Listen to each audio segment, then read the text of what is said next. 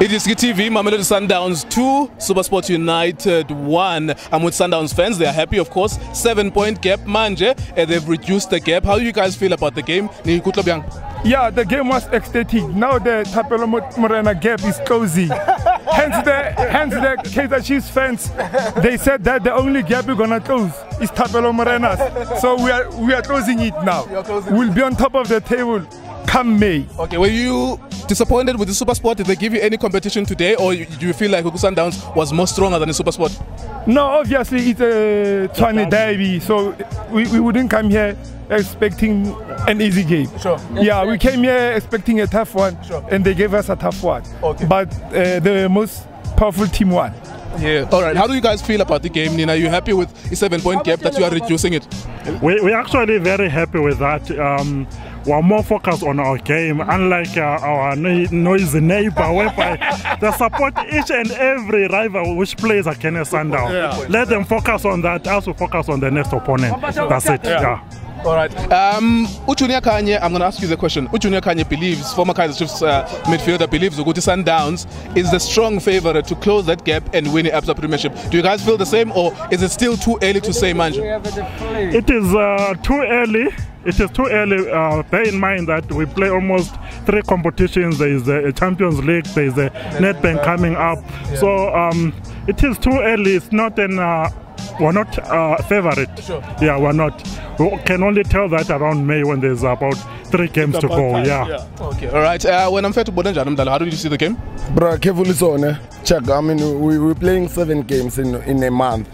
No team that is doing that. Let's be honest. Yeah, so it's only Sundowns who can do that. I thought, like, bro, I mean, to be honest, Chiefs won't win the league. Yeah, that one I'm going to put my foot on the ground, or put my head on the block. Yeah, with or without. But okay, let's repeat that. Kaizer Chiefs will not win the league. I'm putting my head on the block.